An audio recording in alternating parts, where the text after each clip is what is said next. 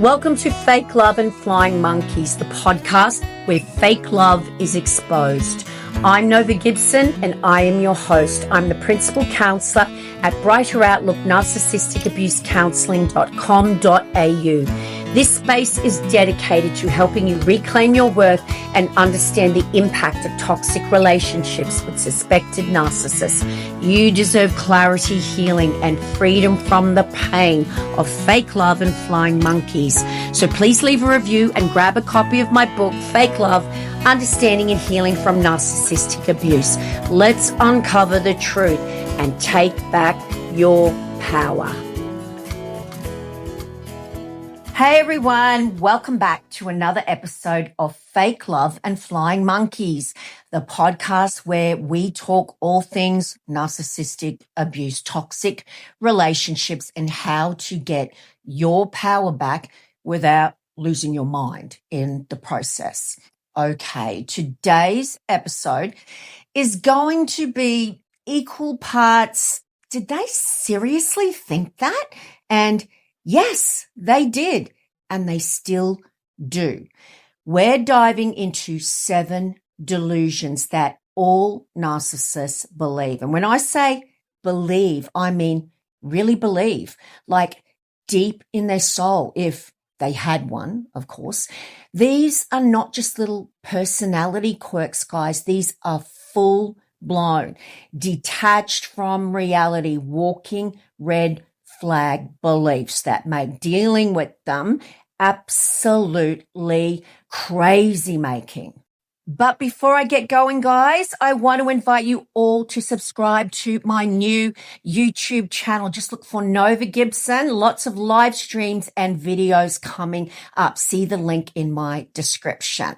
Okay, delusion, narcissistic delusion number 1. I'm always the victim. This is the absolute granddaddy of all narcissistic delusions. In their mind, no matter what happens, they're the victim. You could catch them cheating red-handed, and I am sure that many of you listening to this episode probably have. And somehow it was your fault. You drove them to cheat. You were too clingy or too distant maybe, or just not fun anymore. You pushed them into it. Or maybe your face just reminded them of their ex perhaps. And that's why they had to explore other options. They had to search for the meaning in life in someone else's private bits. The narcissist will rewrite the most obvious reality until they're cast as the wounded little lamb and you're the big bad wolf. It is their favorite narrative. So here's an example. You finally confront them after weeks of stonewalling, the silent treatment, and they say, I just can't talk to you when you're like this. You're always so emotional. Right, because your tears are such an inconvenience for them while they're busy destroying your trust like it's this game of Jenga or something. Let's look at delusion number 2. Everything is either a threat to them or it's a pawn. There's no in between, guys. Narcissists do not have real relationships. They have roles that they assign to people. You are either an adoring fan, you're their rescuer, or you're their human punching bag, or you're a threat that just must be controlled or destroyed. And yes, they will cycle through those labels with the same person, depending on their mood, depending on the day, whether it's Tuesday or not. So that sweet coworker who complimented your outfit, let's just use them as an example.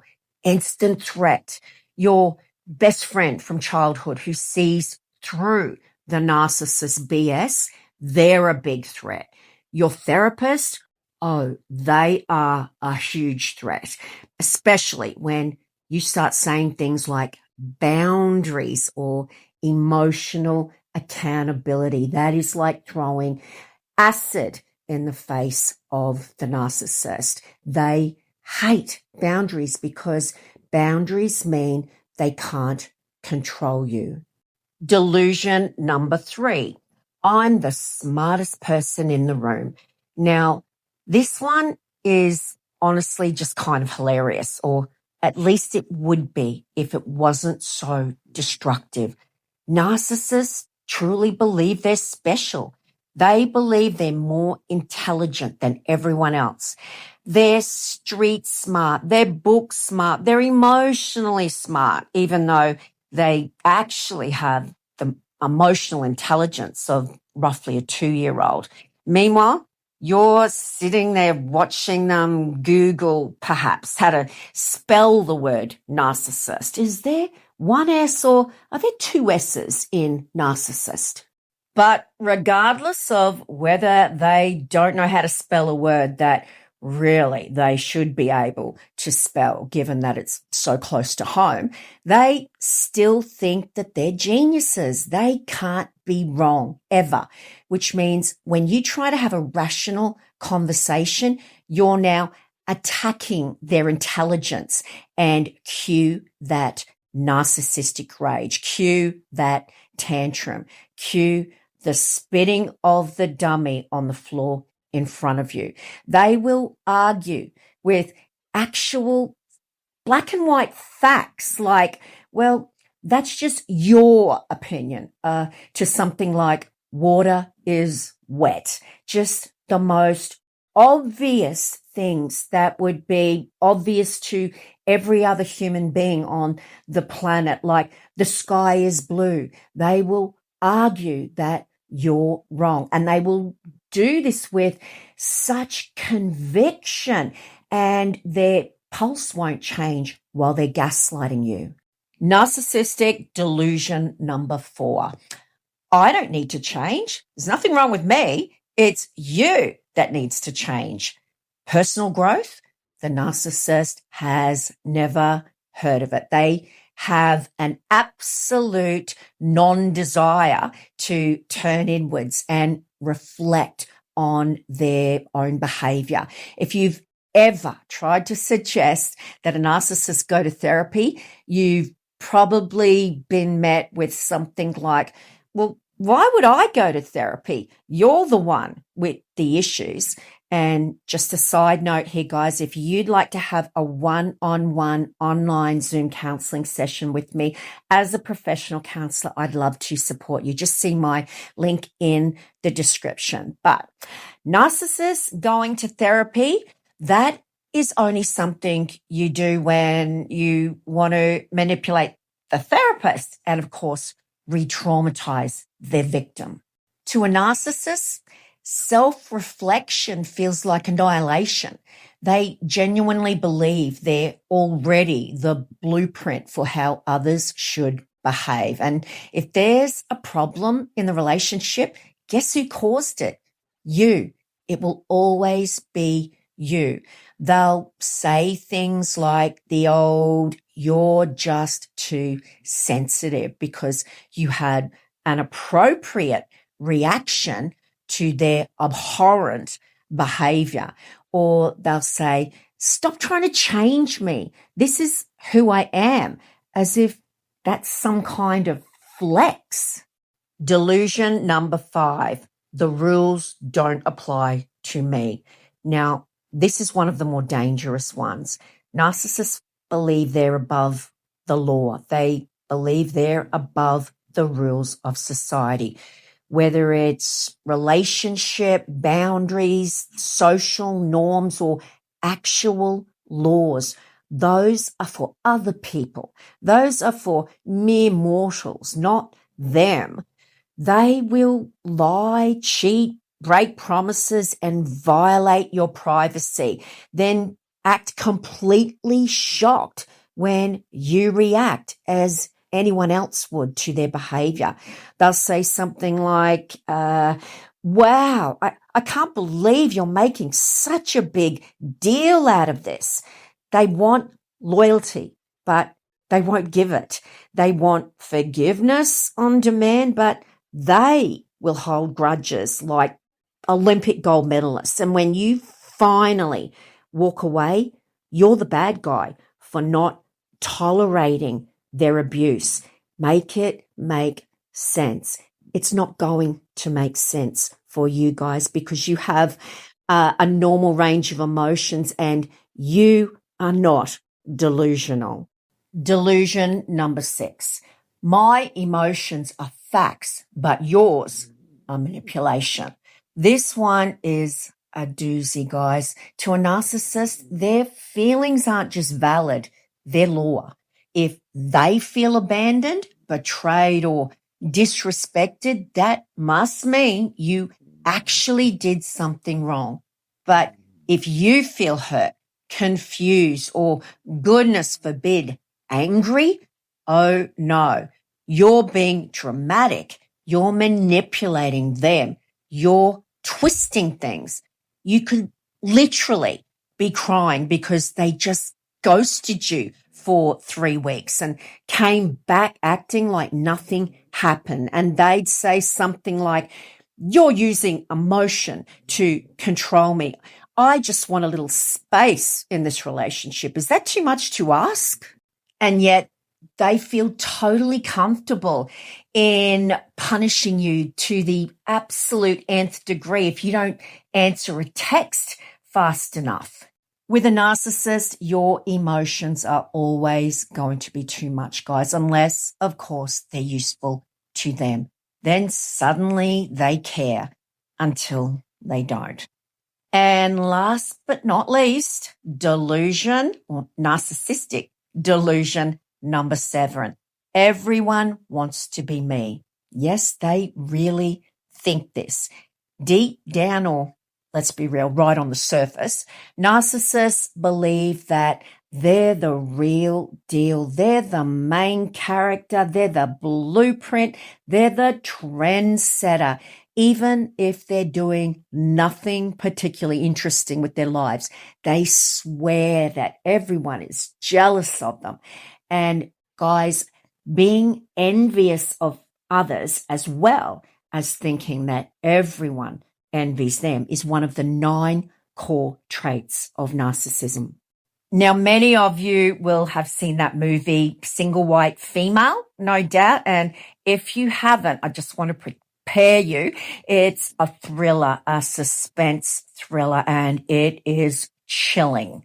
Well, without ruining the ending for you, if you're going to go and see it, the female stalker in that movie, the one who copies all of the moves of the other woman, that's what a narcissist thinks about you and everyone else. They think everyone else wants to be them and everyone will do everything in their power to have the same car, the same hairstyle, wear the same perfume because everything is just so special about the narcissist. This is how delusional they are. If you get a promotion at work, perhaps, which has got absolutely nothing to do with them, well, in their mind, you only got it to copy them. You buy a new car, you're trying to compete with them. You get your hair done, then clearly you're like that single white female who is single white femaling their style. They project this bizarre jealousy fantasy onto everyone. You'll be standing there just living your life, just trying to breathe in peace, and they'll be accusing you of trying to outshine them. This delusion is what fuels so much of their sabotage, especially towards friends, siblings, and co-workers. They're constantly trying to take people down a notch, not because those people are arrogant, but because the narcissist can't stand not being the most admired person in the room. Even if it's a room of 3 people and one of them's a houseplant, So there you go, guys. 7 delusions that narcissists live by, all wrapped up in manipulation, entitlement, and projection. Now, when we say they're delusional, what I am doing is comparing them to someone who thinks rationally because the world doesn't revolve around them. They don't have an ego the size of Mount Rushmore. So don't take delusional to mean that they don't know what they're doing. They know what they're doing. They know they're hurting you. They just don't care because they lack that empathy. Your biggest clue is that they can switch those manipulative behaviors on and off like a tap, depending on who's watching.